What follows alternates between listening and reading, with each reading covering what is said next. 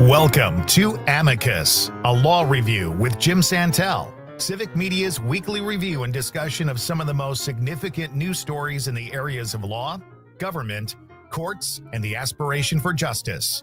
And now, here's your host, Jim Santelle. This is Amicus, a law review, and my name is Jim Santelle. I am your host on this broadcast of the Civic Media radio stations throughout the state of Wisconsin and beyond. Delighted and honored, as always, that you have chosen to spend some of your weekend time with me and my producer, Max, where together we're also taking your phone calls, your comments, your questions, your inquiries on the subject matters that we will be addressing on this broadcast. That phone number is 855-752-4842. One more time, that's 855-752-4842. As always, on Amicus, a law review, we take our commission, we take our mission from that word amicus that is both Latin and it is also a legal term meaning friend. The concept, the idea behind this broadcast, always to provide information and insight that is helpful to you, to our community, in understanding the world around us, specifically focusing on rule of law issues and government issues and justice-related issues. This broadcast this weekend is no different. We will talk about the specifics of that agenda, which is both ambitious but also achievable with your involvement, with your participation in our broadcast this weekend. Before we get to that and identifying specifically what is on our list of major topics about which we will be discussing, it is important to note, of course, that this is Memorial Day weekend. Memorial Day, originally known as Decoration Day. First national observance of Memorial Day occurred way back on May 30th, 1868.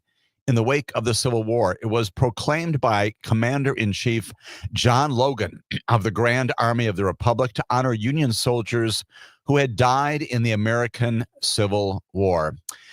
And although many national observances followed that, and those are local and county and state and nationwide, it's also significant to note that the National Cemetery Administration, which is indeed a division of the Department of Veterans Affairs, today credits a woman named Mary Ann Williams with originating the idea which we see around Wisconsin, around the nation this weekend, of strewing the graves of soldiers with flowers. That credited to Mary Ann Williams. She came up with the original idea of doing that, again, shortly after the Civil War, recognizing the significant deaths, the contributions made by soldiers to that time, including specifically focusing, of course, on the Civil War. Official recognition of the holiday spread among the states. 1873, New York becomes one of those states that officially recognizes Memorial Day and specifically Decoration Day. And the World Wars turn it into a day of remembrance for all members of the U.S. military, of course, not just those from the Civil War. And that prompted Congress, of course, as late as 1971, ultimately to change the name from Decoration Day to Memorial Day, recognizing those who fought in our military, died in service to our nation, observing the ultimate sacrifice that they made. Most historians reflect that about 1.3 million soldiers have died since the time of our Revolutionary War in the wars of this nation. It is significant to note that, not only because of the losses that they have suffered, but because of the reasons why those losses today remain not in vain, remain important, indeed critically important to understanding our nation. The reason why those people, those members of our military gave their lives, the ultimate sacrifice, which we memorialize and remember and decorate this weekend, is because they meant to preserve something. They meant to enforce something, meant to establish something here in our nation. And that includes, of course, in many ways, the fundamental principles upon which we have been a nation since the time of the Declaration of Independence, certainly since the time of the Constitution as well. Things like due process, and equal protection, and yes, the rule of law as well. And so it is important that on this Memorial Day weekend, we reflect on the contributions, the profound contributions made by American citizens generally, and very specifically, with great particularization, the losses, the sacrifices given by our military to preserve democracy, to preserve our republic, to create the very systems upon which we rely today and which we benefit from to this day. That includes those fundamental constitutional principles which we discuss all the time on this broadcast and other broadcasts of civic media. Once again, delighted to have you participate in that discussion of civics and constitutional concepts and the roles, for example, of the Supreme Court and the legislature, the executive branch, all of those things bundled up inside rule of law considerations. Today, necessarily consistent with the commission that is given us by virtue of our recognition of Memorial Day, of Decoration Day, of the sacrifices made by military individuals, women and men alike throughout our history. Significant to note that we're going to be spending some time talking about some major things that the United States Supreme Court did just this past week as a part of our constitutional regime, our constitutional structure. 3 cases in particular involving religion, involving the roles of federal agencies, and yes, indeed, involving immigration and specifically immigrants in America. We'll spend some time talking about what other federal judges did just this past week in connection with, once again, immigration and deportations, an attempt to bring the Department of Education, to its end. And yes, an attempt by the executive branch to also affect the conduct, the behavior, and the instruction at Harvard University by our president. We'll talk about what a federal district court judge did just late this past week in connection with that fight, that battle between Harvard University and our president.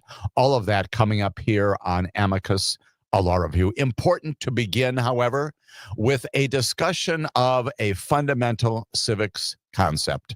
Something that, again, came into our attention. Once again, we have talked about it a lot here on this broadcast.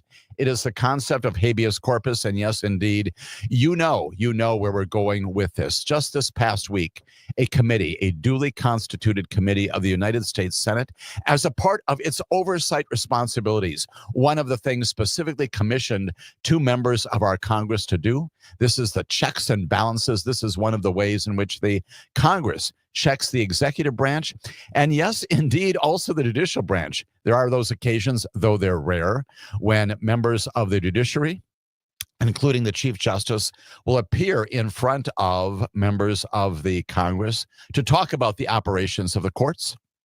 More frequently, members of the executive branch, cabinet level officers, others involved in non-executive agencies. An important thing to know that we have and recognize, Supreme Court weighing in on that very issue this past week. Those agency representatives also appear in front of the Congress. What? To do what? To accomplish, again, the oversight that our founding fathers anticipated. All of that in anticipation, perhaps, of the passage of legislation, which indeed is exactly what the Congress is supposed to do, determining what kinds of laws we should have in our nation as we look forward in about 17, 18 months from now, celebrating the 250th anniversary of our nation.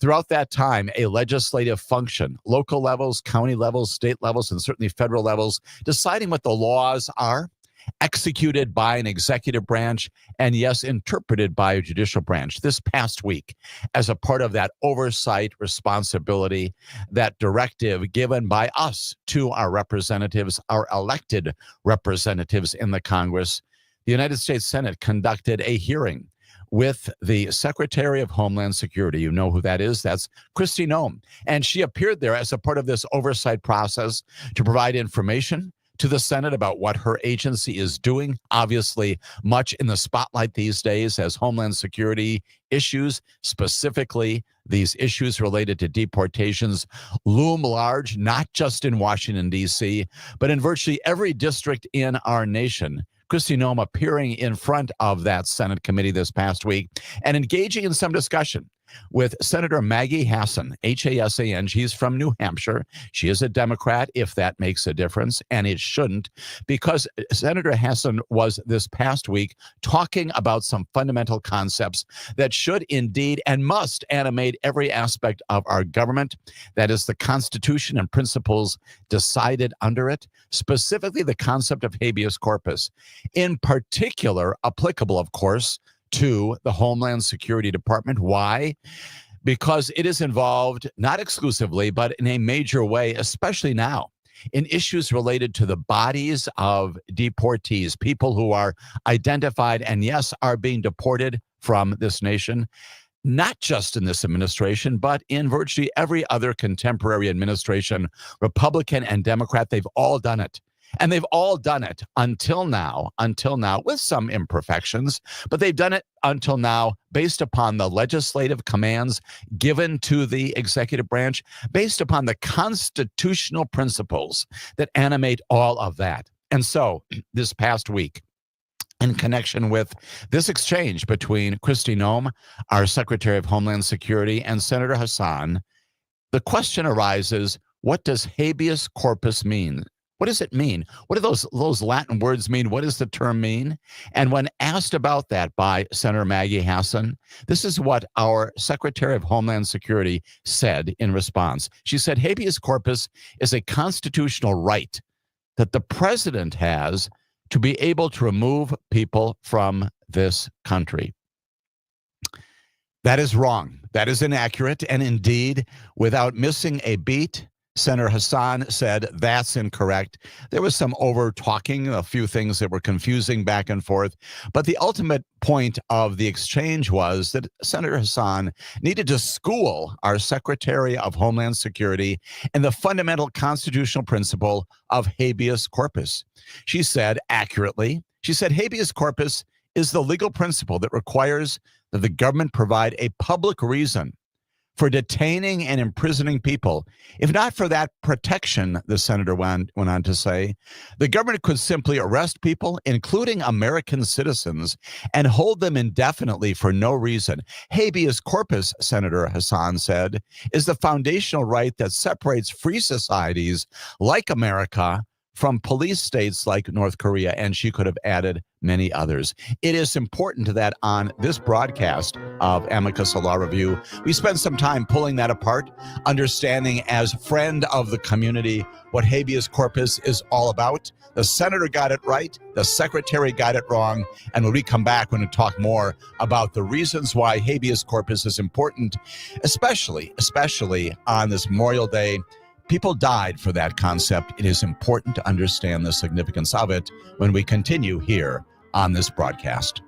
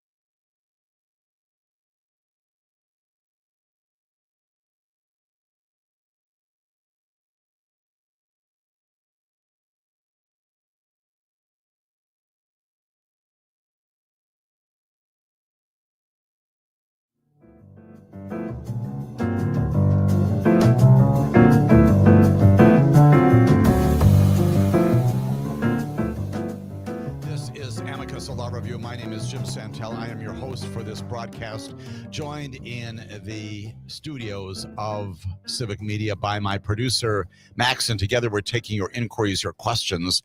at number 855-752-4842. You can also drop a line in our chat box and let us know what you're thinking about in connection with our service as a friend of the community, providing information necessarily beginning this broadcast with some fundamental instruction that, frankly, every grade school student probably knows something about. High school students know a lot about. College students know everything about. But our Secretary of Homeland Security plainly does not know about, and that is the concept of habeas corpus. Interestingly, our founding fathers, the people who put together the Constitution, mentioned it only once. And no, it is not. It is not in Article 2, which is the executive branch authority of our Constitution. It's not there. It is not a right of the president to deport people. It instead is a right granted to every resident, every person, every citizen who is here in the United States of America. The Latin habeas corpus basically literally means you should have the body. You should have the body. Let's parse that about and know that Senator Hassan got it just right in terms of the process. It is one of these foundational, historical, and yes, indeed, contemporary principles to promote the rule of law and ensure the delivery of justice in our nation and in other nations around the world by seeking a writ, an order from a judge, a judicial officer, a writ of habeas corpus. A petitioner, someone who is detained, someone who's imprisoned, is asking to be released from that detention, that imprisonment, by a judicial officer, by the person to whom you are seeking that relief. Following what? An opportunity to know about the charges that have prompted the detention in the first place, to defend against those charges by doing what? By presenting evidence, right?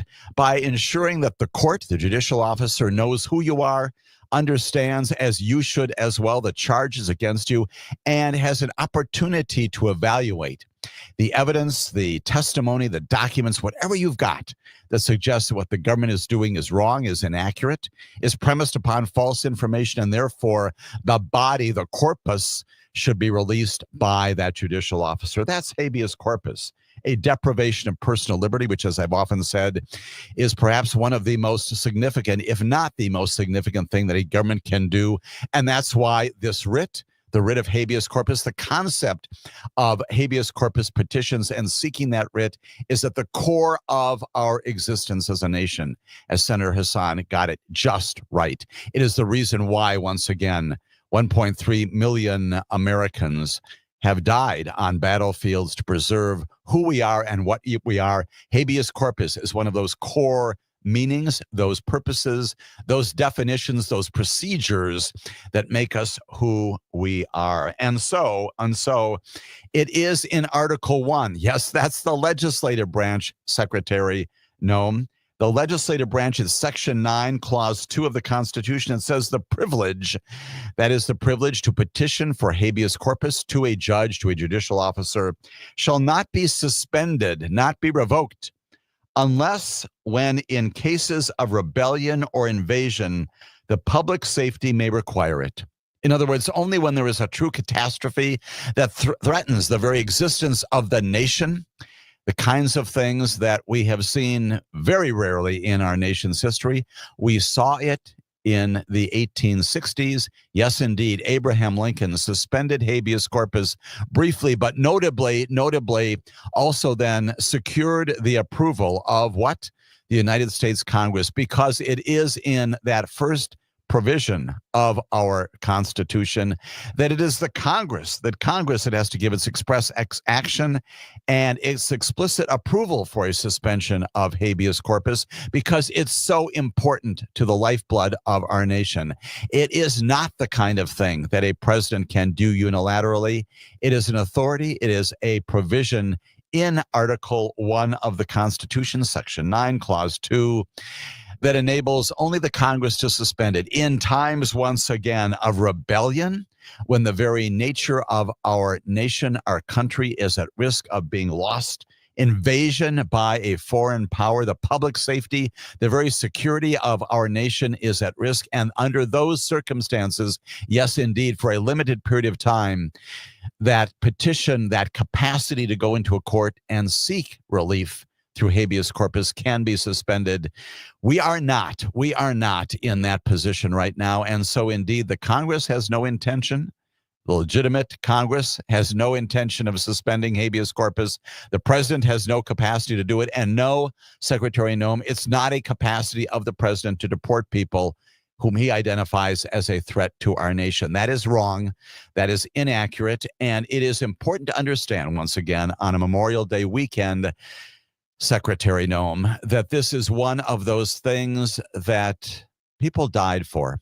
Our military service members, women and men, across our nation's history for nearly 250 years have died for this brave principle. It is important that you understand, Secretary Noem, the significance of that and understand it as you undertake this important work in terms of supervising and overseeing immigration policy, migration policy, the enforcement of it, which, yes, indeed, is given to you by the Congress by virtue of enabling legislation, establishing the Department of Homeland Security, establishing your position. It is a core function that you understand exactly what the language means and that you're able to testify before Congress intelligently. It is good that we have people like Senator Hassan in the United States Senate who know what that's about, and others know it as well.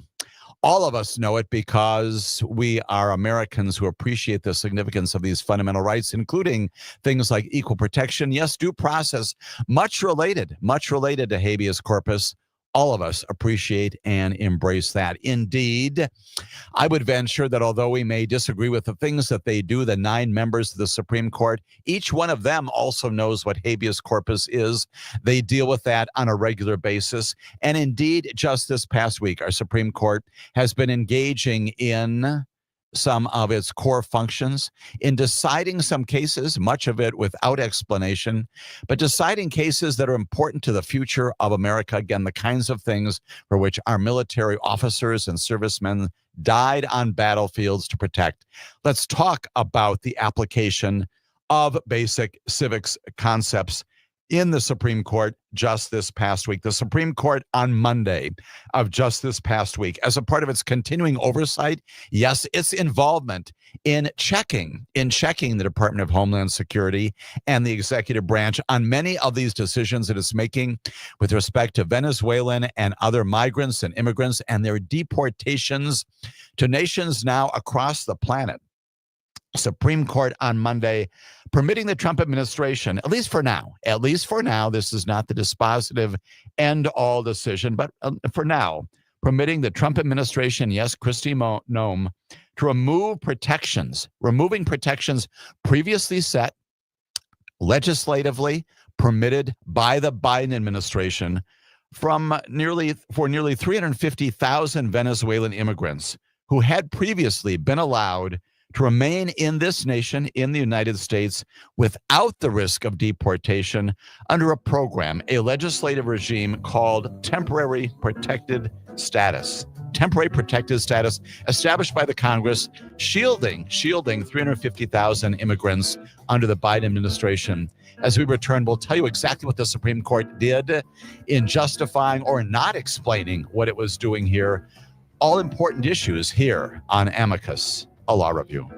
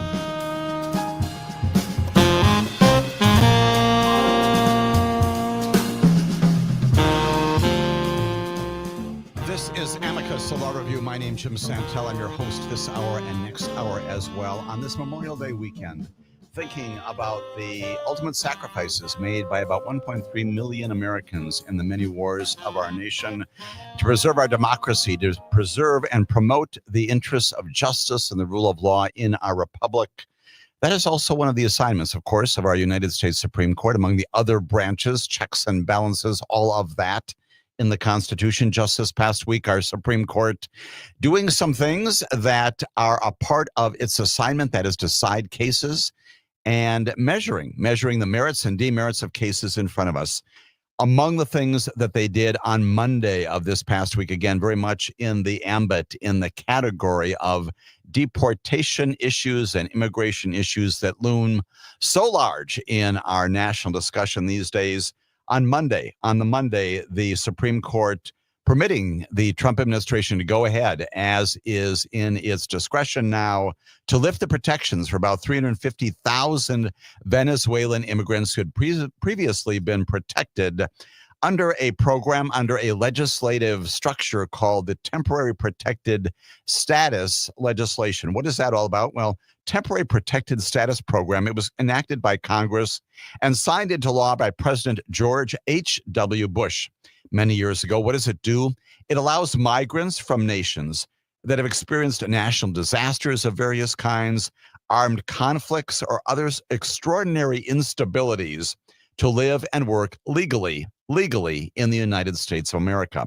Presidents then can invoke that statutory regime to protect certain categories of people who are here, again, fleeing their own nations because of those disasters, those conflicts, those instabilities that prompt them to leave their countries and come here. And so what happened was that during the Biden administration, during the administration of Joe Biden just completed, Joe Biden invoked that statute and gave protection for about 350,000 Venezuelan immigrants. Now, what happened was that in March of this year, actually even a month before that, in February of this year, Kristi Noem, again, the Secretary of Homeland Security, terminated that program under the new administration. And she basically removed the protections provided by the previous administration for these hundreds of thousands of Venezuelans properly, legally here. In March, about a month after that administrative executive action by our secretary, a judge named Edward Chen, he is in the Federal District Court in San Francisco, blocked that move, said, no, you can't do this. The administration effort to remove those protections while the case is moving forward, you cannot do that. He said that the plaintiffs here, that is petitioners among those hundreds of thousands of Venezuelan immigrants now no longer protected under the concept of temporary protected status, that they in fact have a legitimate claim to make. He said they were likely to succeed on the merits in showing that the secretary's actions had been, in his words, unauthorized by law, arbitrary and capricious. That is a legal way that lawyers love to invoke that kind of language, as do judges, in saying it's not without reason, it's not without a basis, and it cannot be identified as justifiable within the four corners of the legislation. And also he says it's motivated by unconstitutional animus. Animus means anger, it means dislike, it arguably even means racial animus, looking at people who are other than people in this nation and saying that because of that, we are going to remove from you the protection that you would otherwise have under temporary protected status. Once again, unauthorized by law, arbitrary and capricious, motivated by unconstitutional animus. He then went on to find that terminating the initiative, as the secretary had attempted to do a month earlier, would, in his words, inflict irreparable harm on hundreds of thousands of persons whose lives and families and livelihoods will be severely disrupted. Indeed, the effect of removing those protections on what is being identified as the largest immigration decision made in our nation's history, affecting a greater number of people ever before in our nation's history, a profound impact upon the individuals, their lives, families, and livelihoods. But it goes beyond that. He says beyond just the individual impact of removing this protection established by the Biden administration, he goes on to say it would cost the United States billions in economic activities, plainly talking about the impact of removing a huge swath of our employment population from our nation, and would also, he said, injure public health and safety in communities throughout the United States of America. He says the effects of this unconstitutionally animated action by the secretary have these profound effects. And as a result of that, he enters a preliminary injunction, says stop doing it. What happens is the Ninth Circuit Court of Appeals, that is the larger appeals court out there in the west portion of our nation, affirms what Judge Chen has done. In March, they say, yes, indeed, this has got to be stopped, at least for now, until we can try this and determine whether or not indeed the government has a legitimate position to articulate, whether the 350,000 Venezuelans are right about this. That's what we have trials for. And the lower court, the appeals court, both of them say, while the litigation is pending, let's keep everything in place. Let's make certain we do not deport these people until we're certain, if ever, that there's a basis upon which to do it, and that this particular statute, again, the temporary protected status statute, has been properly invoked by the Biden administration, by the Trump administration. Let's take a look at that.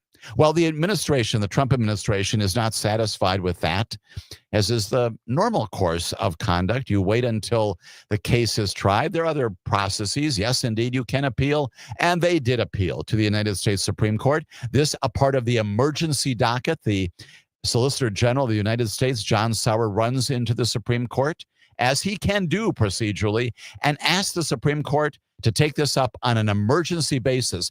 Do something right now, because if you don't do this, the very nature of our government, the very enforcement of our laws will be compromised. Stop this from happening. And what this is the stopping of the protection. So we've got a couple of negatives there, right? Double negatives. Stop the stopping. In other words, permit us to go ahead. Permit us, Supreme Court, to go ahead with this decision that the Secretary has made to lift the protections as to these 350,000 Venezuelans, and permit us to begin to go ahead deporting them, even while the final litigation, the trial on the merits of whether or not the statute is properly invoked, all of that is still pending. All of that is still underway. And indeed, this past Monday, the Supreme Court, the United States Supreme Court, on its shadow docket, its emergency docket, did in fact permit the Trump administration to go ahead for now. Plainly going to revisit this when the case is finally resolved. But while the case is pending, the Supreme Court said, you, Mr. President, can go ahead, you, Madam Secretary, can go ahead and begin to deport these 350,000 Venezuelan immigrants. Significantly, as is a part of this docket, a source of increasing concern every single week when this continues to be invoked, the court's very brief order is unsigned, giving no reasons, which again is typical when the justices rule on emergency applications. No vote count is listed, although it's significant to note that Justice Ketanji Brown Jackson noted that she would have denied the administration's request. So we don't know. We don't know exactly what the numbers are. We don't know the justification for this, because this is the way that the so-called shadow or emergency docket worked. The case obviously continues to proceed apace at the lower court, at the trial court, presumably at the appeals court as well. And as it does, of course, the Supreme Court now can begin, the administration with the imprimatur of the Supreme Court can begin to remove these people from our nation's status here. The significance of this, that Judge Chen's opinion, again, all but overturned, again, establishing this preliminary injunction. Judge Chen saying the provision did not permit him from deciding whether the secretary was authorized to vacate the protections. We're talking about specific issues here inside of the application of the law. The Solicitor General, in opposition plainly to what Judge Chen had done, tells the Supreme Court that the scope of Judge Chen's ruling is echoing a complaint that the administration has made to justices repeatedly in its request for their intervention. The scope is too broad. And again, as we talked about just last week in our broadcast, once again, the Solicitor General raising this concern about the across-the-board invocation of these kinds of orders. The Solicitor General saying the district court entered nationwide relief, removing Secretary Noem's assessment of the national interest, an area into which a district court is uniquely unqualified to intrude. That's what the Solicitor General wrote. He asked the justices to act promptly, and they did. He said the court's immediate action is especially warranted because protracted litigation will effectively preclude the president from enforcing a critical component of the administration's immigration policy. Now, lawyers for the challengers say just the opposite, and they say no reason to move this quickly, and they're outraged that this happened. They respond by saying that the law creating the program strictly limited early terminations of protections, and they said the secretary's action was not authorized under the law. Go on to write and say to the Supreme Court, nowhere does the statute grant the secretary this kind of authority to vacate or rescind an extension. They add that, oh, by the way, the Solicitor General's approach would leave federal courts powerless to stop even the most blatantly lawless agency action, whether to restrict it in this instance or expand it. And of course, we know the Supreme Court has filed and addressed in its filings, in this case, its orders, other kinds of situations like this in its emergency docket. In addition to the nature of this particular order that is affecting arguably the largest group of immigrants ever before in our nation's history, 350,000 people now subject to deportation, previously protected under the law. A huge change in the status and condition of major numbers of people who are here in our nation. In addition to that, it is increasingly troubling that our Supreme Court makes this decision without providing information to you, to me, to all of us about the reasons for their doing it. Give us some sense, Mr. Chief Justice and others, about the reasons why you're doing this. Let us understand the reason why this suspension has been accomplished. Give us a reason why the petitioners are wrong and why the Solicitor General is right. Tell us that. And yet we don't get that in this latest case coming out of the Supreme Court just this past week. Two other cases also coming out of the Supreme Court's litigation docket just this past week. This one not in the area of deportation, immigration, but once again going to fundamental things like due process and, yes, indeed, equal protection and the fundamental notions that we embrace as Americans in our Constitution, have done so for nearly 250 years. This is the First Amendment, a major First Amendment decision, or I should say probably more accurately, a non-decision made this past week, because it may in fact come up again, having to do with the Establishment Clause of the Constitution. The very First Amendment to our Constitution, as you know well, says the government, basically says the Congress, but it's interpreted to mean the government generally. No government entity in our nation shall make a law respecting an establishment of religion, goes on to say, or prohibiting the free exercise thereof. That's the first set of words. That's the first phraseology in the First Amendment to our Constitution. It is the Establishment Clause. It's the Free Exercise Clause. It says basically what you know all too well. That is, when it comes to government action, hands off. This is fundamental separation of church and state that has been a part of our nation ever since the Constitution was established and enforced by the United States Supreme Court and federal courts and state courts and others, legislatively endorsed repeatedly by our legislators elected by us, also by judges appointed and elected to uphold the Constitution of the United States, affording everyone in their own discretion their capacity to do what they would like when it comes to their own faith and the exercise of that, and indeed prohibiting the establishment, the creation of any religion by the government. When we come back, we'll talk about how the Supreme Court interpreted that all-important language under the Constitution here on Amicus, a law review.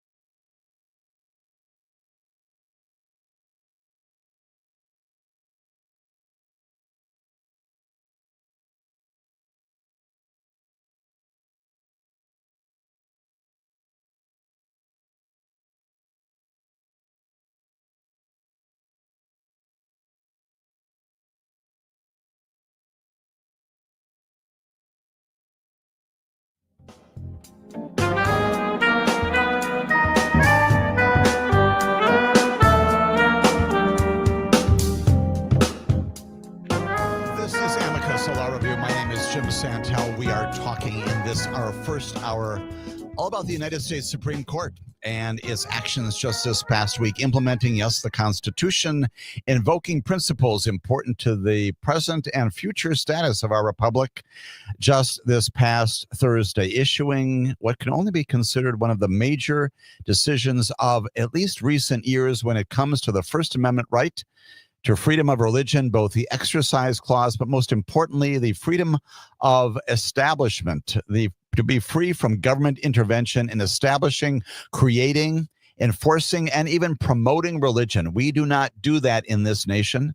We have not done that since the time that James Madison and George Mason and others wrote that important language passed by our very first Congress, establishing that there will be no established religion and that government, the Congress and other entities of government will do nothing to promote, certainly not to denigrate or to destroy religion. We do not get involved in religion and do not do anything affirmatively to enhance religion in our nation. Well, this past week, again on Thursday, the United States Supreme Court did something very interesting, and it's by virtue of a decision made by Amy Coney Barrett to recuse herself in this case. Significant to note, that's one of the reasons why this decision, this opinion, this ruling by the Supreme Court is important. It's because, yes, indeed, there is still this notion of recusal inside the Supreme Court, and Amy Coney Barrett, who is also our Associate Justice here in the Seventh Circuit from the Supreme Court, Amy Coney Barrett looked at this situation. She said, you know what? I know one of the petitioners. I have a relationship, a professional relationship with one of the attorneys who's petitioning in front of me in this case. And for that reason, I'm not going to participate in this. And she recuses herself. And that's the right thing to do. Lesson for the other members of the Supreme Court when they have situations like this, where you've got particular relationships with people appearing in front of you, whether they're friendships or professional relationships. That's what you do. High marks, as recently has been the case to Amy Coney Barrett, who makes her way in the United States Supreme Court. What that does is it reduces to 8 the number of people deciding this case. And yes, indeed, the result of that is that an evenly divided Supreme Court, 4 members say yes, 4 members say no to the specific issue presented to us under this Establishment Clause case before the Supreme Court.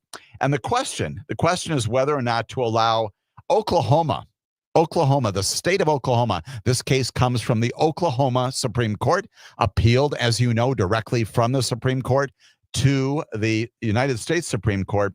Can Oklahoma use government money, tax dollars, to run the nation's first religious charter school there in that state? It would teach a curriculum infused by Catholic doctrine. In a tie, the court split 4-4 over the Oklahoma plan. And again, Amy Coney Barrett creates that 4-4 by saying, I shouldn't be involved in this appearance of impropriety. I don't want to be involved in it. She's right to do so. And so the decision is split. And what that means is that by virtue of a split decision, the court is obliged to say, again, based upon that 4-4 tally about how each remaining justice voted, the court then says that the lower court ruling, that is the Oklahoma Supreme Court ruling, is affirmed. It is affirmed by an equally divided court. And that's what we hear from the United States Supreme Court. We do not, once again, get any reasoning from any of the justices, either the four deciding to support the lower court decision or those opposed to it. But it does mean that that deadlock keeps in place that Oklahoma Supreme Court ruling. The state court, the Oklahoma Supreme Court, what had they done? They had blocked a proposal that initially was approved by a committee, a group there in Oklahoma, a proposal for the Oklahoma School District. It's called the St. Isidore of Seville Catholic Virtual School. It was going to be operated by the Archdiocese of Oklahoma City and the Diocese of Tulsa, and it was aimed to incorporate Catholic teachings into, as it said in its petitions, in every aspect of its activities. That's where the issue comes in. Can you use state tax dollars to do that? Can you support a charter school like this that has as one of its core missions the teaching of religious doctrine? Can you do that? Can you do that properly?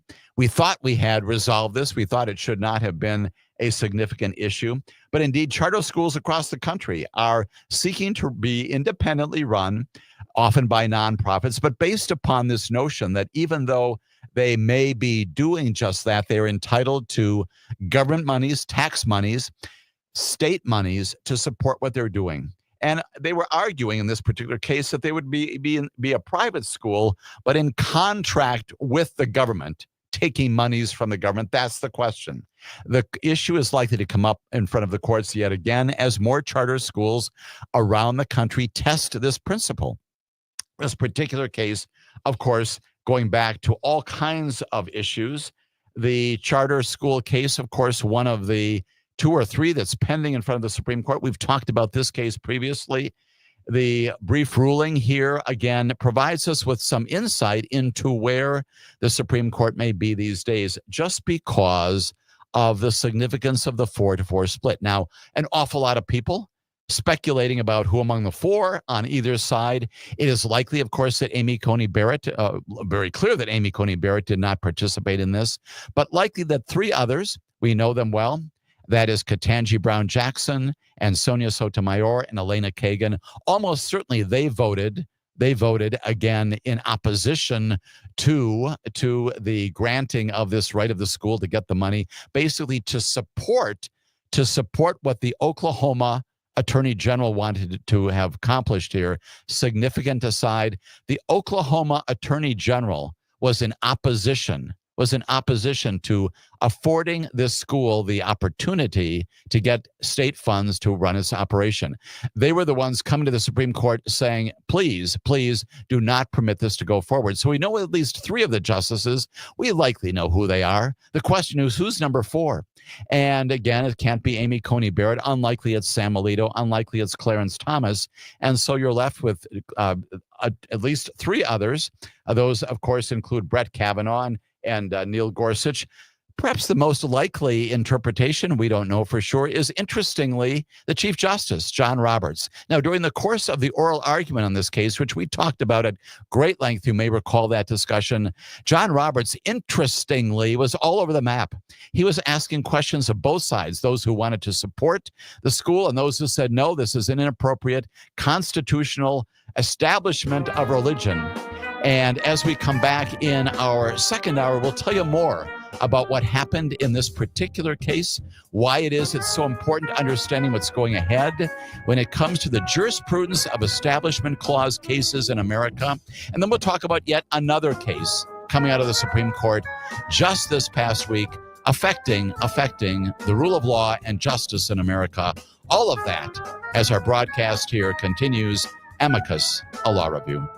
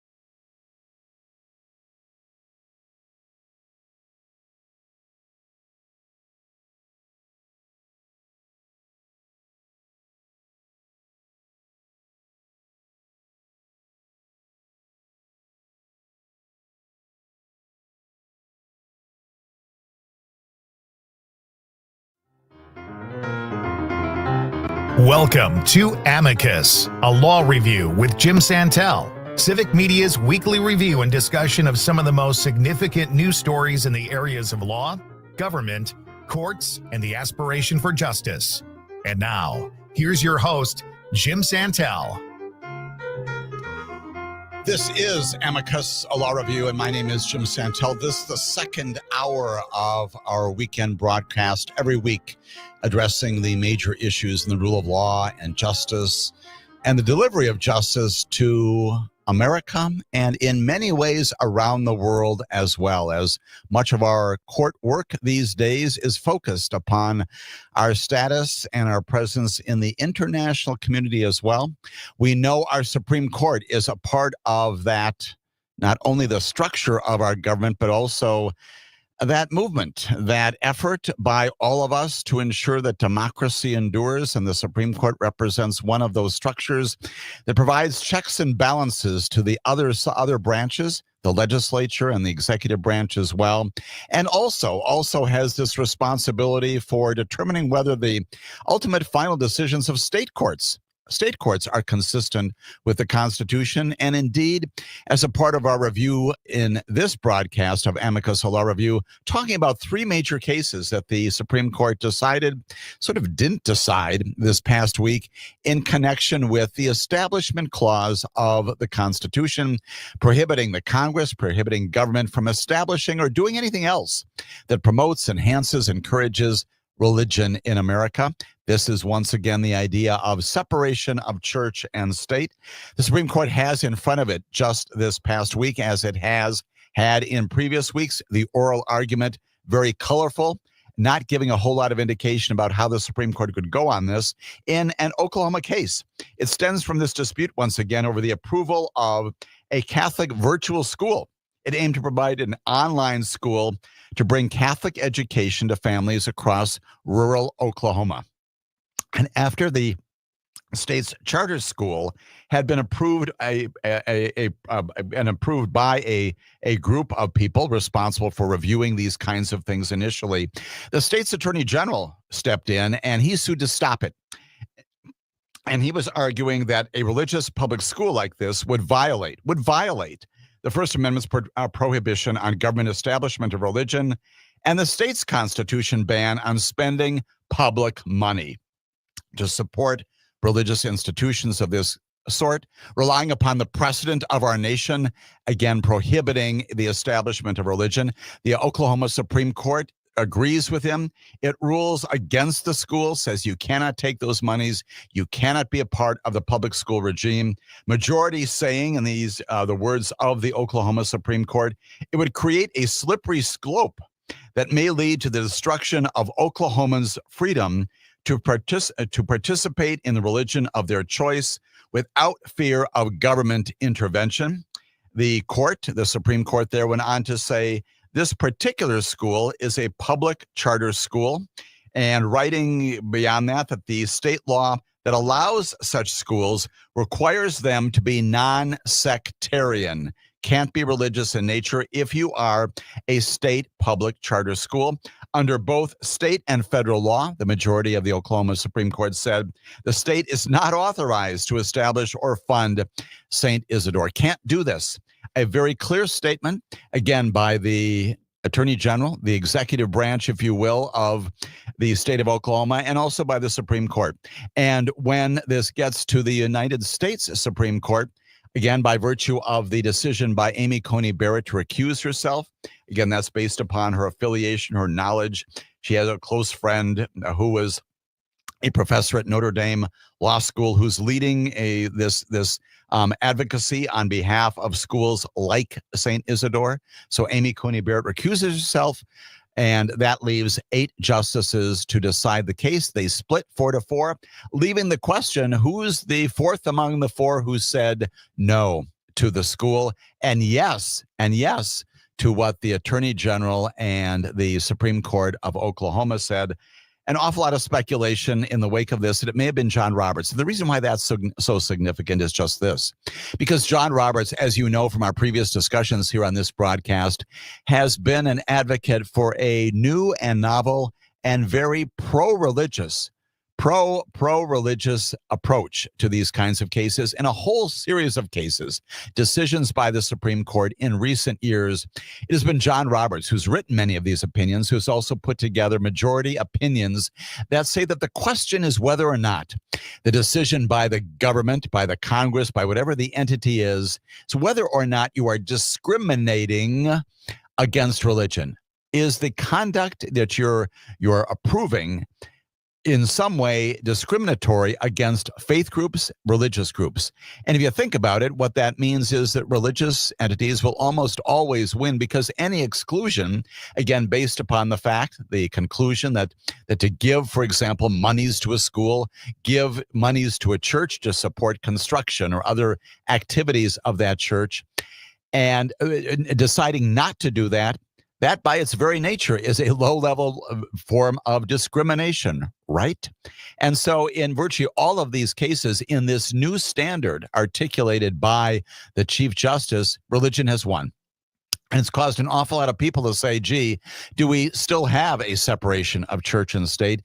Is that prohibition on establishment still there if, in fact, you can permit the use of monies and other support by a government under all these circumstances where to do otherwise, to decide not to do that, would be discriminatory?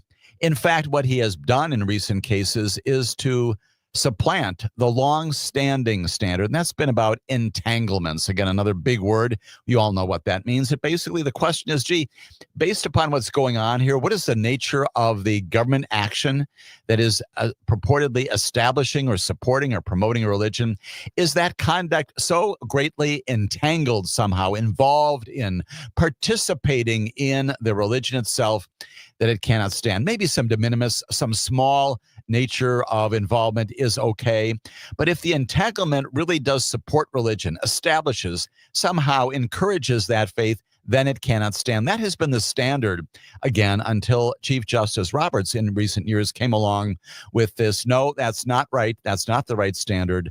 Discriminatory practice instead. And so it is very interesting to see that if indeed it is the Chief Justice who made his decision to go along with the other three, that he is now in not a majority, not a minority, but presumably looked at this and said that, yes, indeed, this is a situation where the Establishment Clause does prohibit this kind of entanglement between the state of Oklahoma, funding through tax dollars of a religious institution, does prohibit that maybe, just maybe, he is altering somewhat his view on the standard to be used in future religious cases. Maybe it was simply that in his own deliberation, this was not discrimination against this particular school. We do not know, but it certainly is interesting to see that a Supreme Court Justice, the chief, who up to now has been very pro-religion, and again, receiving a lot of criticism from many sides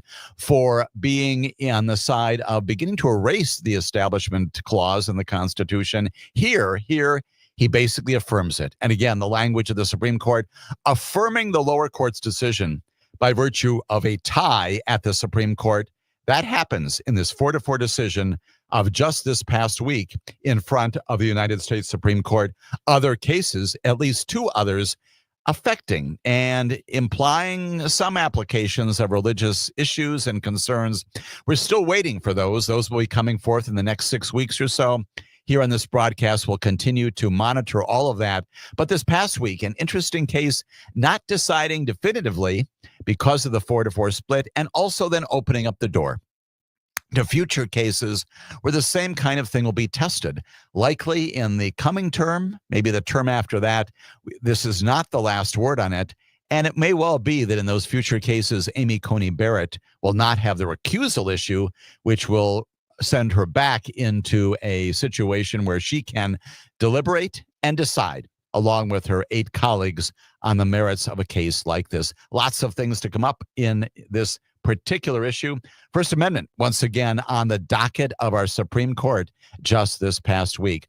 Also on the docket of our Supreme Court this past week, and yet a third case that's significant, monumental even, when it comes to the authority of the presidency under the Constitution to act as this president and other presidents in the future may act. We have talked before about this thing called the unitary executive theory, advanced by the president a couple of months ago when he issued that executive order saying that if you've got any legal interpretation, any legal understanding of any federal agency, whether it is inside the executive branch or those independent agencies that are out there created by Congress, any determination you make about what the law is that is contrary to the law as I say it is not permitted.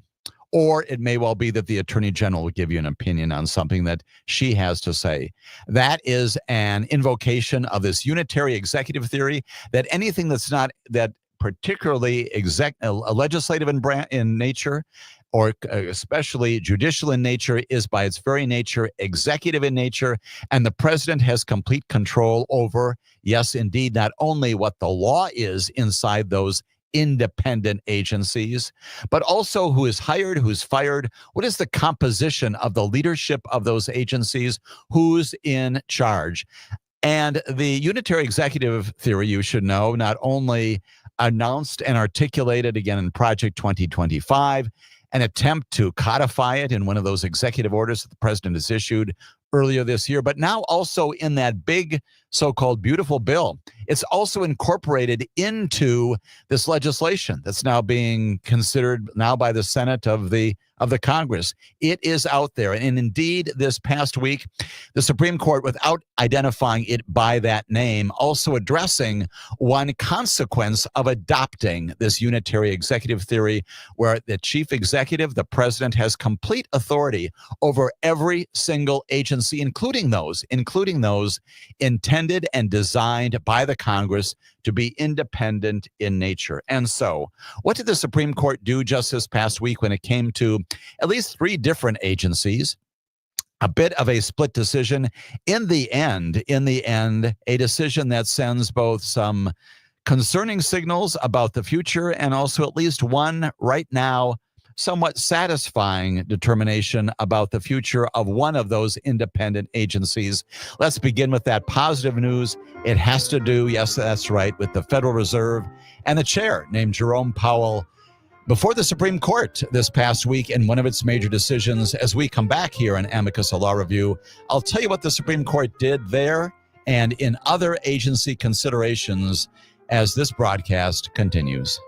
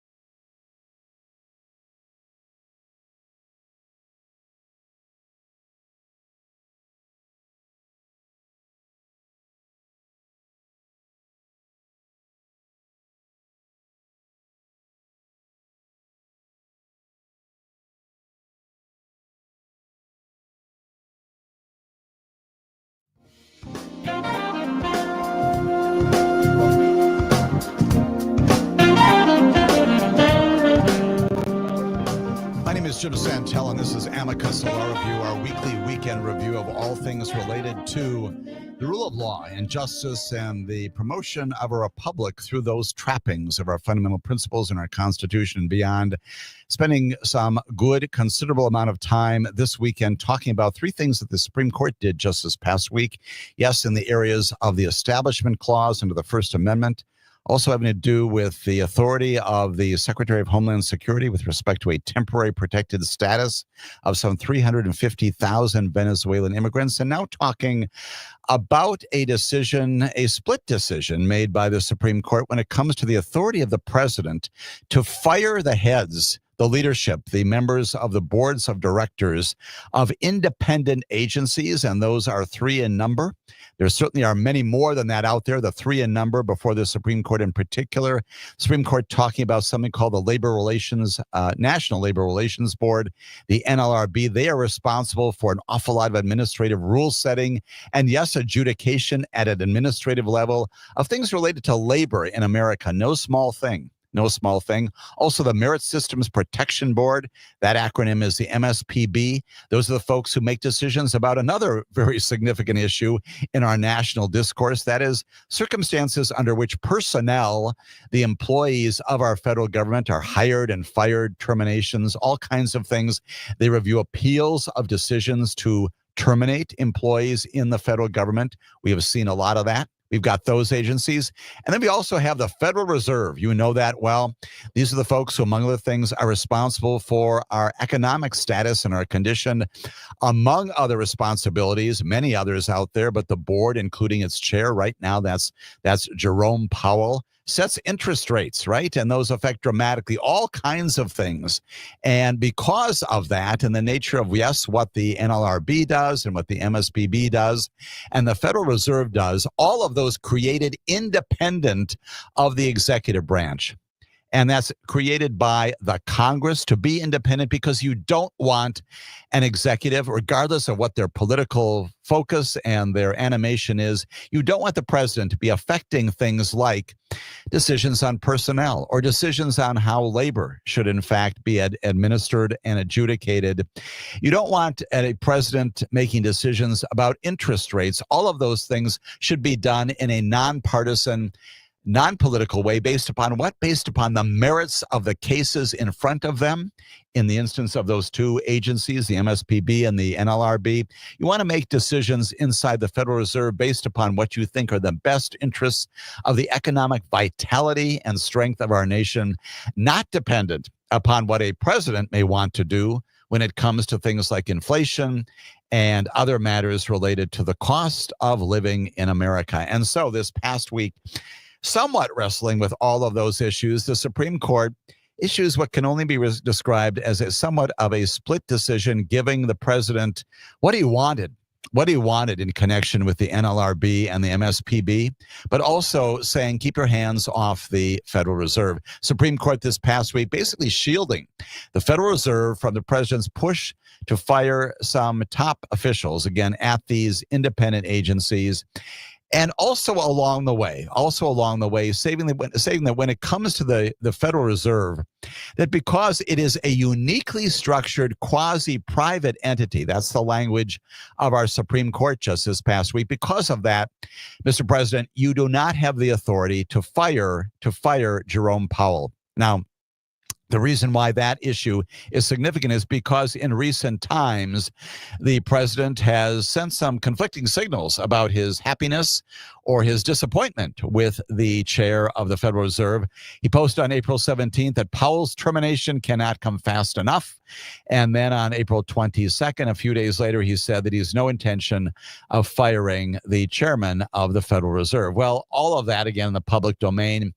The Supreme Court basically this past week saying hands off the Federal Reserve. Why? Because it's a quasi-private entity and it's uniquely structured. And so at least for now, Jerome Powell, who has also maintained very publicly that the president has no capacity to fire him. He has said that publicly. Many others have said that in the commission given the Federal Reserve, it's an independent authorization from Congress. Can't do that. You cannot terminate members of the board. You can't terminate the chair of the board. Powell has said that appears that the Supreme Court agrees with him. And so, at least with respect to that independent agency, hands off, Mr. President. But in, once again, this unsigned ruling, again, there's the problem. Not a lot of explanation aside from this specific reference to what the Federal Reserve is these days. The unsigned ruling does grant the president the authority when it comes to the National Labor Relations Board and the Merit Systems Protection Board to terminate the jobs of Gwen Wilcox, who is a board member of the NLRB, and Kathy Harris, who's a board member of the MSPB, can terminate their positions. And the decision of this past week basically extends a temporary decision, again, entered by the Chief Justice way back in April 9th, when he let Donald Trump remove those two and override the job protections that the Congress has created for both roles to insulate them again from White House control. The Chief Justice previously saying, yes, indeed, you could go ahead and fire them. Both Wilcox and Harris had argued that letting the president remove them would leave Powell vulnerable. And the same concept that would involve terminating them would apply to the Fed board and the chair as well. But the court said, again, it's unsigned order, that it disagreed with Wilcox and Harris's contention, number one, that the president did not have the authority, even in this interim basis, to fire them, and also that they are just like the Federal Reserve. And the contention, of course, by Wilcox and Harris was that arguments in their cases having to do with their agencies necessarily implicate, they wrote, the constitutionality of for-cause removal protections from members of the Federal Reserve's Board of Governors and other members of other agencies. Now, what are they talking about there? Well, again, the legislation that establishes all of these independent agencies, says, yes, indeed, the leadership, the board members can be removed, but only for cause, some sort of dereliction in duty, failure to do what they're supposed to do, some negligence, perhaps some malfeasance in office. It's a for-cause standard. And here, the representatives of both the NLRB and the Merit Systems Protection Board saying no for-cause dismissal here just because the president doesn't like us, and that's an inappropriate basis upon which to do it. The Supreme Court previously, from the pen of the Chief Justice, and now again this week, saying that even as the challenges to that position of the president go ahead, once again, the litigation still proceeding at the lower courts, even while that's going on, the Supreme Court this past week telling those members of the NLRB and the MSPB that the president can, in fact, fire them, and that the jobs that they had, those positions they encumbered, can, in fact, be vacated. And they are basically now without jobs by virtue of what the Supreme Court has said, again, on this interim basis.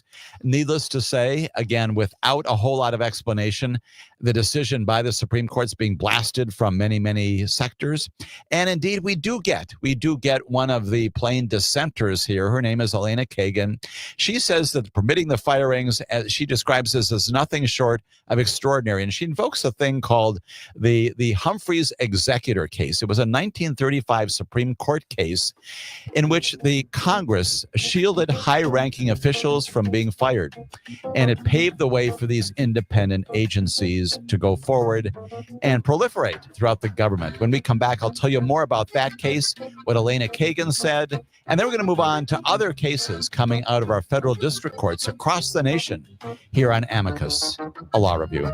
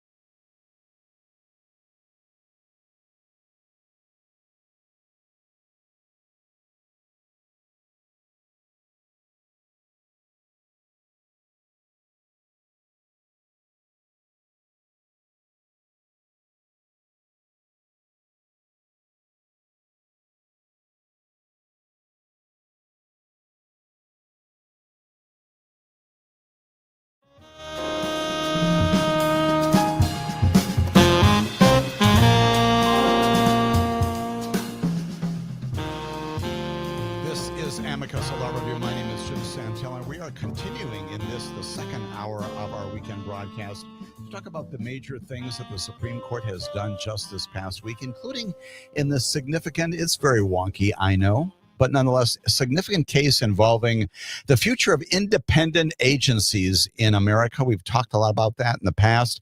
These are independent agencies established by the Congress to be just that, to ensure that their decision-making process is premised upon facts and the law and the application of regulations established by the Congress and enforced by these agencies, independent of partisan involvement and political thought from the White House. Well, this past week, again, the Supreme Court chipping away at that independence by saying, with respect to the Federal Reserve, yes, keep your hands off. That one is indeed quasi-private.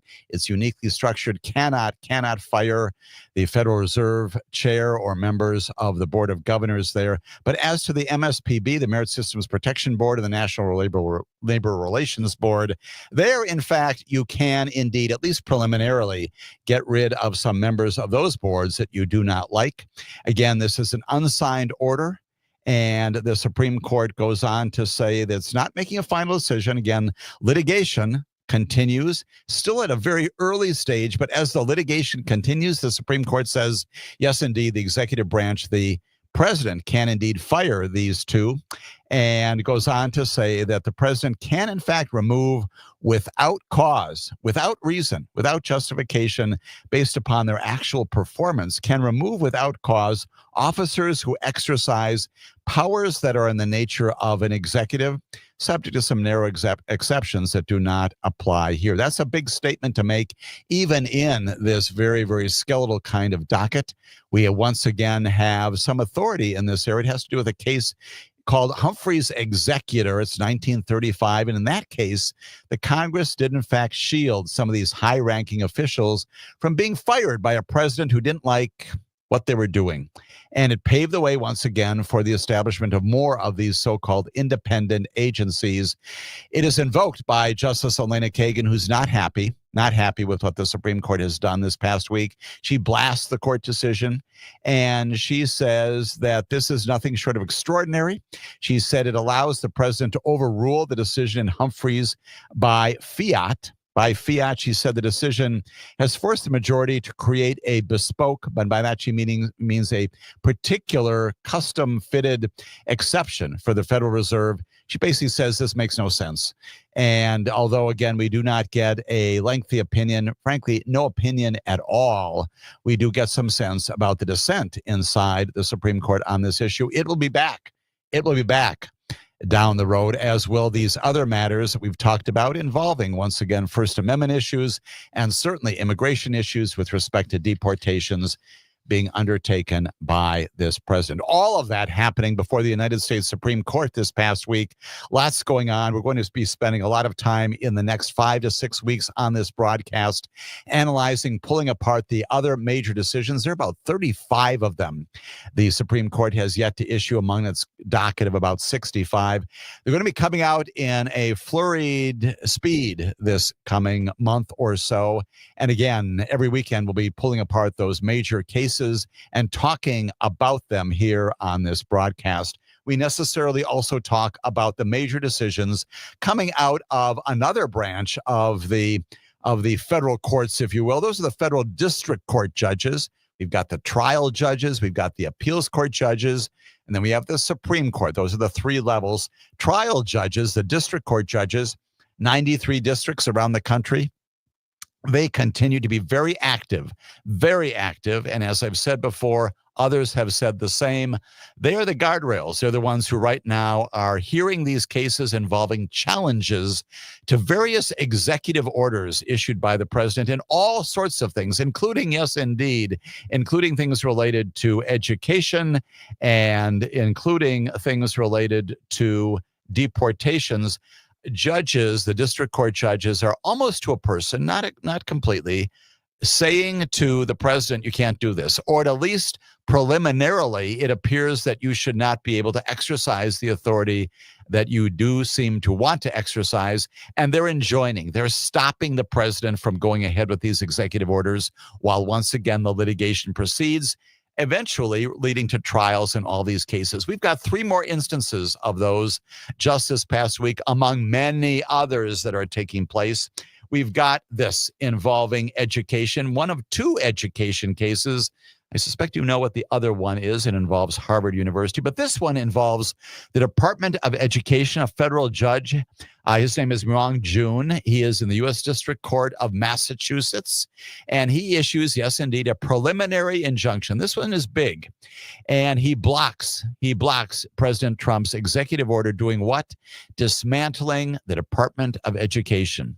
And that order also directing officials, again, that is the judge's order directing the officials there to reinstate literally thousands of fired federal employees from the Department of Education. We know that just this past week, Linda McMahon, who is the Secretary of Education, told the House Appropriations Committee that as many as 3/4 of the roughly 2,000 staff members of her agency, of the Department of Education, have lost their jobs. They're no longer there as a result of the Musk team efforts to reduce government as it impacted the Department of Education. Well, this past week, again, a challenge to that huge reduction, a challenge to the president's order to begin to ramp down what the Department of Education is all about, entered by Judge Joun at the U.S. District Court in Massachusetts, a preliminary injunction, and remains in force until the case is resolved at a higher court or the judge himself overturns it. Again, likely it's going to be appealed again to the appeals court, maybe ultimately makes its way to the United States Supreme Court.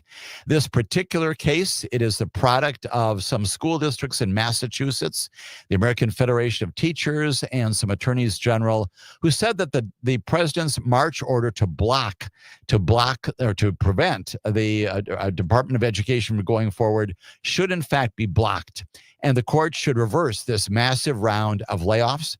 The judge agreed with those arguments and said that the actions equated to, as he said, an illegal shutdown of the agency, which only the Congress can abolish. Congress created it. Only the Congress can bring it to an end. He said this: the record abundantly reveals that the defendant's true intention, the defendant meaning the administration and the president and the Secretary of Education, their true intention is to effectively dismantle the department without an authorizing statute. The judge had previously entered, again, some orders directing that the Trump administration release about $65 million in some teacher training grants. You may recall that. We talked about that as well. Turns out that an appeals court upheld that order, but the Supreme Court in April overturned it. And so those dollars, those teacher training grants, those are not being sent on to school districts around the nation. We'll see what happens in this connection. That is the future vitality of those jobs at the Department of Education, the basic vitality of the entire Department of Education now in the dockets of our federal courts. Presumably, we're going to go at an appeals court reviewing what Judge June has done here. And we'll also presumably one day get at least a decision by the Supreme Court about whether or not to review those decisions, about whether the president has the capacity to bring to its conclusion a federal agency, this one not independent, this is inside the executive branch. Can you bring to conclusion an agency properly authorized by the Congress without Congress saying we're now going to end that agency? The judge saying you need legislation to do that. The president saying no, he can do it by virtue of executive order, which is what he has done. Again, more rule of law, more checks and balances, more division of authorities and responsibilities with which the courts and all of us wrestle. That's coming out of the Department of Education. We know as well that there are other matters coming out of the Harvard University matter. You know this well. We've talked about this at great length. We've talked about the battle between Harvard University and the President of the United States of America. The administration early on announcing that it's going to rescind about $450 million in research funding to the school, and also directing that the school stop doing various things with respect to admissions, hiring policies, personnel audits, shutter its diversity programs, its equity programs, its inclusion programs, and a war has ensued. Not a battlefield war, but a war between the president and Harvard University back and forth. Harvard filing a lawsuit claiming that what the president is attempting to do is a violation of their First Amendment rights to teach, to speak, to assemble, to advocate for positions, and also a violation of something called the Administrative Procedures Act that requires that these kinds of things, that is the rescission of grants and of programs and directives, can only be done, at least initially, through an administrative process, that the president has not followed that. All kinds of allegations made initially. The Harvard University lawyers have already amended once their petition when indeed the president has upped the stakes on all of this and further indicated that he is going to stop various funding levels to Harvard. And indeed, the battle has continued this past week as the Trump administration says it's halting Harvard's ability to enroll, that's right, international students, halting Harvard University's ability to enroll students from foreign nations, taking aim once again at a critical funding source for the nation's oldest and wealthiest college, and also plainly affecting dramatically this large portion of the student body there at Harvard. Could affect about a quarter of the students total student body of the school. And this again comes after back and forth in recent weeks between all of these issues related to Harvard University and its compliance with what the president wants it to do in all of these other areas. The lawsuit, again, is further amended. And indeed, the lawyers for Harvard University go back into court. And indeed, they file a complaint on Friday in Boston, denouncing this latest move with respect to international students as a blatant violation of the U.S. Constitution. The university warning the decision would have an immediate and devastating effect on the institution and more than 7,000 students who are there getting an education on visas. And here, once again, we've got more judges involved. Yes, indeed, as late as Friday, U.S. District Judge Allison Burroughs, she is once again there in Massachusetts. She issues a temporary restraining order to halt the implementation of the policy. She stops the president from going ahead with telling Harvard that it can no longer enroll international students through the administrative processes of the federal government. This is also involving Kristi Noem, because this is accomplished by the federal student visa program. If the visa program says that these students can no longer be there under Homeland Security, their capacity to be present here in this country is rescinded. Their capacity to be educated at Harvard University is also removed. And all this raises all these questions about the school's certification, all kinds of things related to this decision to revoke student visa program opportunities. An awful lot of people out there saying this is not only unprecedented, but the use of the Department of Homeland Security to reshape a student body of a university, revoking access to the vetting systems there.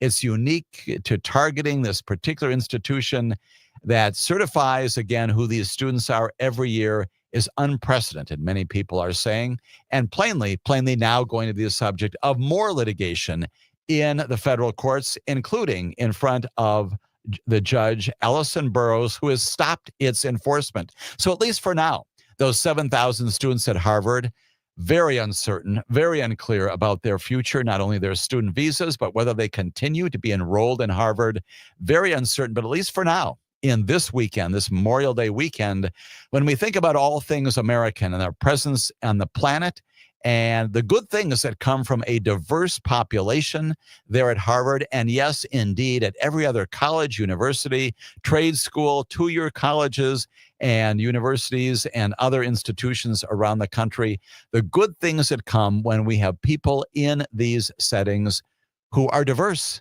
and who are there because we invite them to be a part of our unity and the significance of education that comes from all that. It's really being tested by all of this. Now we've got a federal judge who has said that indeed that's the reason why this can happen. It cannot happen as we go forward. When we come back, a couple more instances of judges, and then as well, we'll talk more about Memorial Day here on Amicus. a law review.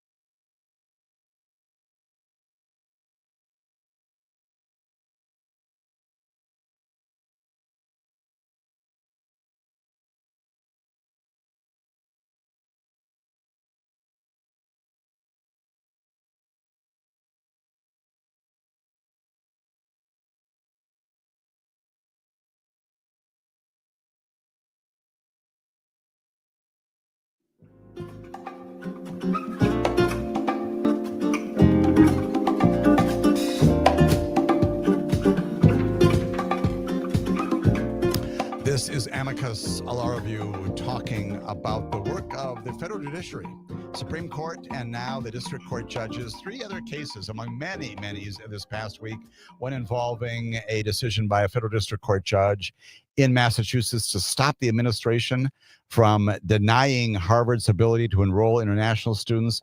We've got another judge also saying that the chief executive cannot go ahead with another of his executive orders, that one trying to mothball to bring to its end the Department of Education. Yet we've got a third one getting back once again to this all-important issue related to deportations.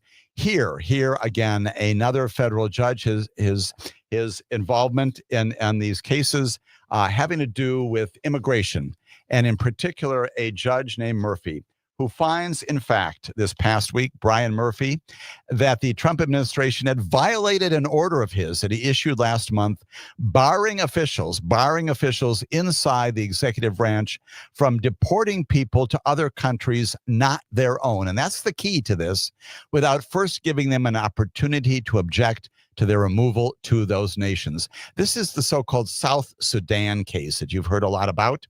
The finding by, again, Judge Brian Murphy, he's in Massachusetts, one of the strongest rebukes of this administration. Basically, he has previously said that when it comes to decisions to deport a particular group of people, and indeed, we've got 8 people in this particular matter. They're from Cuba and Laos and Mexico and South Sudan and Burma and Vietnam. They've previously been convicted of crimes, and those crimes are heinous.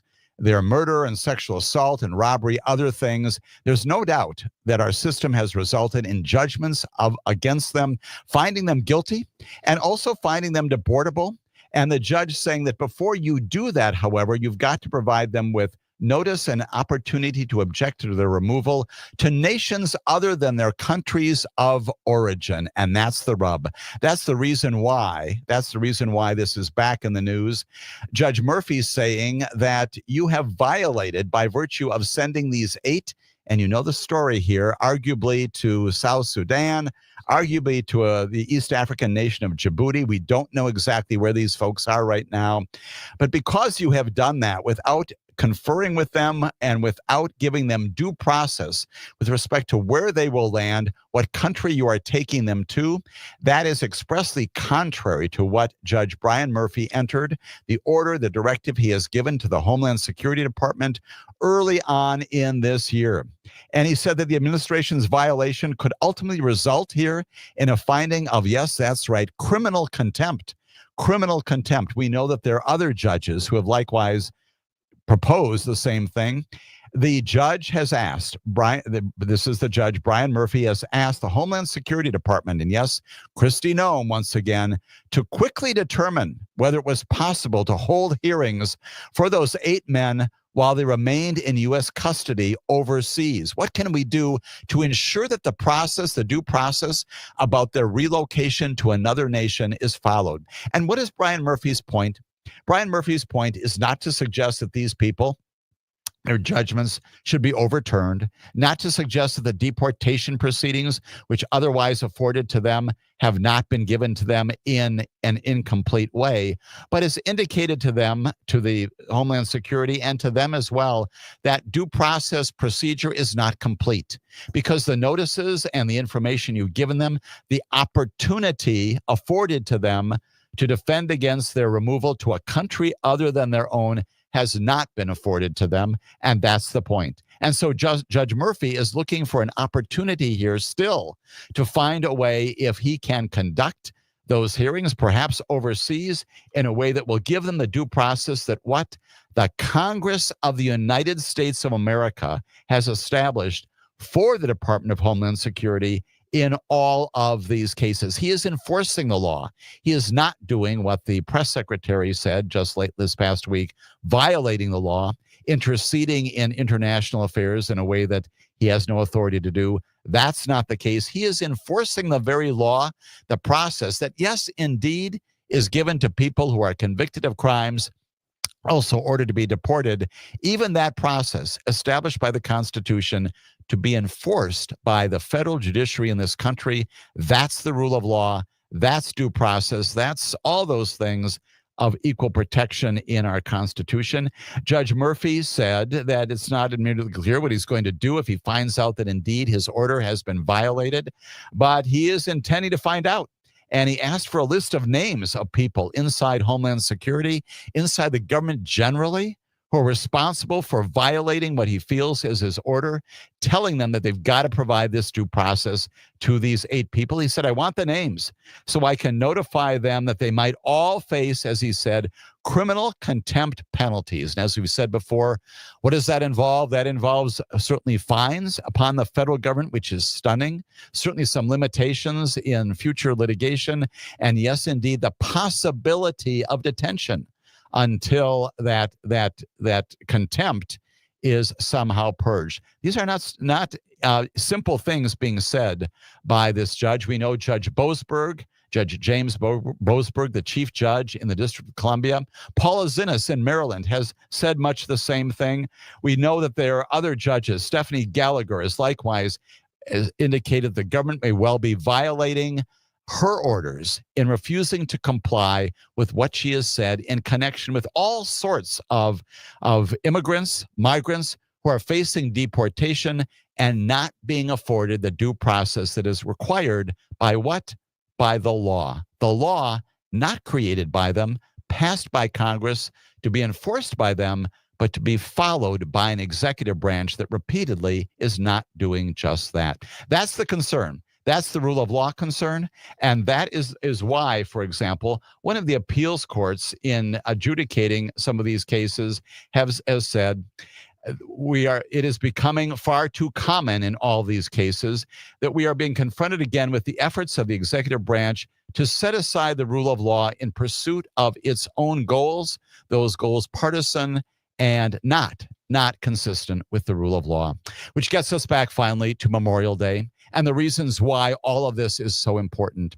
When I was in Iraq for 2 years, I saw on a daily basis the soldiers who were there, many of them going out every day to battle the wars there on behalf of our nation and the other nations in that conflict, to do it to preserve, again, not just in Iraq, but around the world, the kinds of things that we've talked about on this broadcast today and the kinds of things we continue to talk about in furtherance of our nation's integrity, the notion that everyone, regardless of whether you're a citizen or resident, is entitled to due process. That's the reason they died.